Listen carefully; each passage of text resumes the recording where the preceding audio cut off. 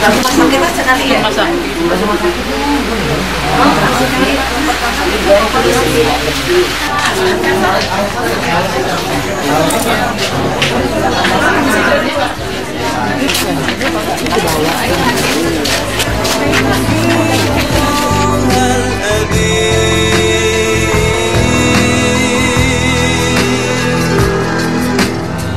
Langsung ke Cibubur berarti, Cang? Iya, ke Mitra. Si Arif mana tadi?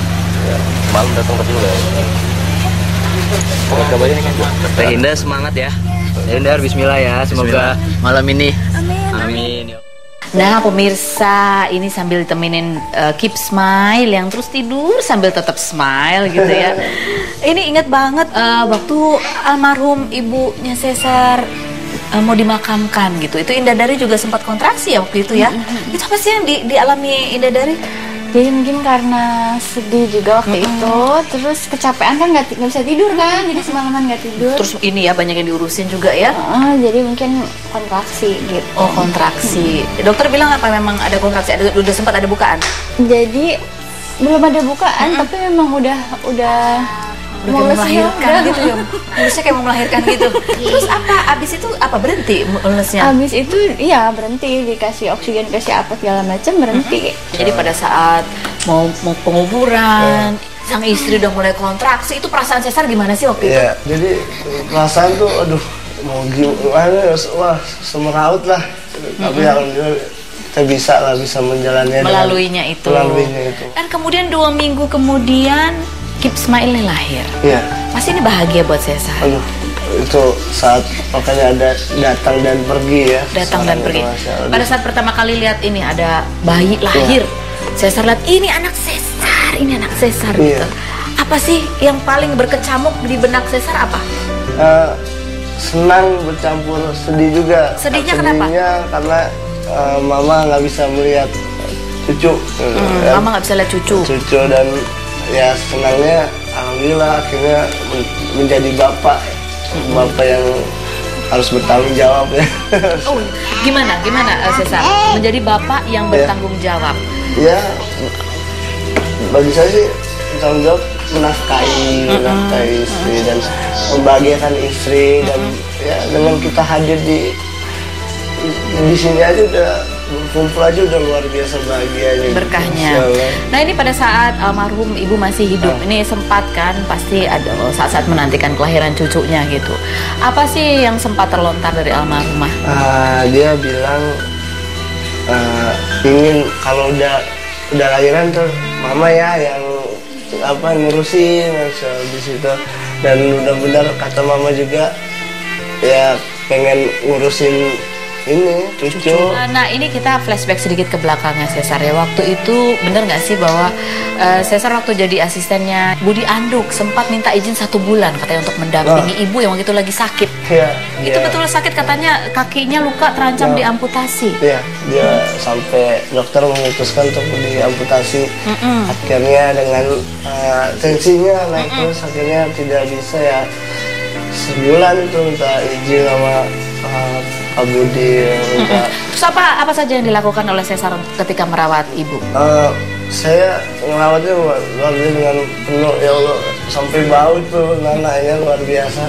Cesar yang bersihin? Bersihin, saya pencet-pencetin biar kempes kan. Dari situ lah. Jadi sebulan penuh itu Cesar dampingi ibu merawat lukanya. Rumah sakit. Nah itu kan terancam diamputasi. Lalu apa yang terjadi? Yang terjadi adalah ya membaik, alhamdulillah, dengan kita menghibur juga, semangatin. Karena kan penyakit itu adalah pengguguran dosa kita. Mudah-mudahan dosanya digugurkan. Tak mungkin bisa ku sempurna. Jadi dirawat sama Cesar, itu akhirnya alhamdulillah lukanya waktu itu bisa sembuh. Iya, alhamdulillah, terus pulang ya menutup lagi lukanya. Padahal dokter sudah memvonis harus diamputasi ya, begitu. Terus ya berlanjut, udah pulang, alhamdulillah untuk lagi biasa kambuh lagi kan. Ya, sampai membengkak gitu ya. Sempat kambuh lagi Ya, akhirnya pas berarti yang rumah sakit di Bekasi situ. Itu terus kemudian ya udah nggak bisa jalan karena dia jatuh di WC. Ya udah sampai udah ngap dia karena udah pernah pembocoran jantung kan. Jadi sakit enggak, soal apa kata dia enggak sakit, enggak bengek kok, tapi dia menutupi sakitnya. Itu saat-saat terakhir. Iya, di situ ya sampai saya juga sendiri itu gini gitu sampai sulap gitu kayak anak gitu. Oke. Nah, momen pada saat Caesar merawat ibunda, benarkah sesudah itu kemudian mulai tuh sebuah peluang baru kehidupan Caesar terbuka menjadi seorang penjoget? Ketika itu kehidupan Caesar berubah, ada ketenaran, ya kemudian terkenal, banyak acara, waktu kemudian dihabiskan untuk mengisi acara gitu. Apa yang Caesar alami atau Caesar rasakan?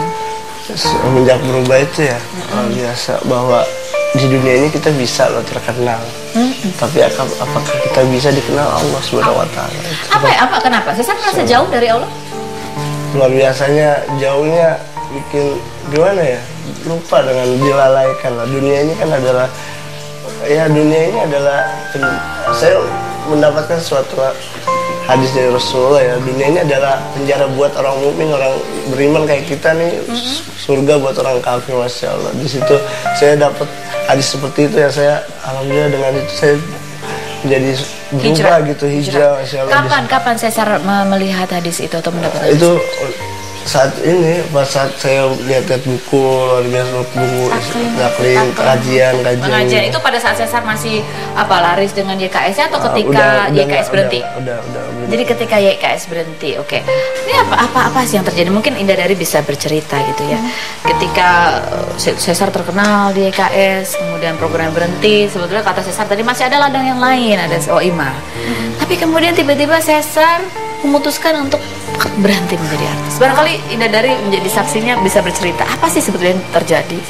Iya, waktu itu sih memang kalau saya sih ngeliatnya itu waktu dia datang ke satu kajian di Merci Buana, pulang dari situ dia banyak merenung tuh, banyak diemnya gitu. Nggak lama, berapa hari kemudian dia bilang mau berhenti gitu, mau keluar berapa dari efeknya gitu. Mau berhenti. Mungkin karena efek kajiannya waktu itu kan aku akan berubah. Mungkin dia kena imbas dari situ ya, jadi masih dapat hidayah kali dari situ. Terus tiba-tiba ya itu langsung berubah drastis. Caesar, kalau boleh tahu ya, kan itu kajiannya adalah aku ingin berubah. Kita ingin tahu Caesar, sebelum hijrah ini, dulu Caesar merasa apa sih? Dulu saya merasa bahwa ya saya dilalaikan dengan dunia ini. Dilalaikan? Seperti apa maksudnya? Dilalaikan tuh kayak gimana? Ya kita ibaratnya lupa gitu, lupa apa ya, lupa karena Allah gitu. Allah udah baik sekali sama kita melupakan Allah, itu aja sih maksudnya. Kamu merasa mau melupakan Allah? Ya itulah dengan sibuknya jadwalnya kan. Apa ibadah terlalaikan sering? Ya Masya Allah, merasa kotor, pendosa yang luar biasa.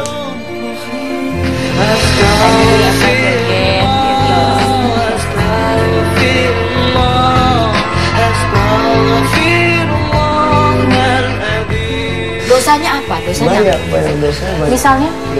Ya sholat kita jarang gitu kan. Apalagi? Dan itu untuk kewajiban sholat 5 waktu aja kita belum bisa melaksanakannya gitu. Itu yang bikin saya, Allah, hanya engkau yang hanya engkau yang kita bisa minta ke Allah gitu. Caesar waktu itu merasa ditegurnya pada saat apa? Ditegurnya saat saya ibu saya kan, ya, dengan perubahan saya yang kemudian itu Allah memberikan banyak teguran yang bagi saya inilah suatu hidayah yang tidak bisa dibeli dengan apapun. Apa? Boleh diceritakan kenapa ibunya? Ya dengan saya berubah, alhamdulillah. Ibu saya kan ya di situ udah lihat anaknya udah berubah. Mama sempat bangga. Iya, karena orang soleh yang bisa mendoakan orang tuanya dia. Jadi ketika ibunda meninggal, itu salah satu Caesar merasa bahwa itu saat Allah menyadarkan Cesar, begitu? Nah, dan banyak yang tegurannya kita kayak saya perantara dari istri juga ikut kajian gitu, perantara dari Allah untuk istri. Jadi seperti ada kajian. dibukakan pengetahuannya begitu. Cesar memutuskan untuk berhenti dari dunia hiburan. Boleh tahu sekarang kenapa Cesar istilahnya berkenan meluangkan waktu untuk saya bersama tim Rumpi hadir gitu. Di sini saya bilang aku ingin memberikan sesuatu, mudah-mudahan jadi perantara hidayah buat masyarakat gitu ya. Oke. Bahwa ya kebaikan yang kita miliki itu adalah kebaikan buat kita juga sesama umat muslim. Dan apabila kita ingin ini aja, ingin memberikan ingin berbagi kisah gitu. Dan terima kasih lo sudah memilihnya di acara Rumpi. Masya Allah. Ya banyak sampai dari kemarin ya. Iya, ini acara pertama yang Cesar mau setelah dia hijrah. Sebelum-sebelumnya banyak tawaran? Nggak mau, dia nggak mau. Oh iya, luar biasa. Oh iya, kenapa? Ini katanya juga dukungan dari istri gitu? Iya, karena kan dia emang alhamdulillah sih lagi ada kontak sama TV dakwah gitu. Terus ayah kalau mau dakwah, kalau mau syiar di TV dakwah memang orang-orang yang haus ilmu agama yang nonton itu. Tapi kalau ayah misalnya syiar di TV nasional, di TV bukan TV dakwah, siapa tahu orang yang nonton bisa dapat hidayahnya. Yang gitu. disentuh bisa lebih banyak lagi. Oke. Kita akan lanjut perbincangan. Apa ini? Biasa kayaknya gini ya. Nah, kita akan kembali berbincang-bincang lagi bersama Cesar dan juga Indah dari. Selain berikut ini tetap di Rumpi No Secret.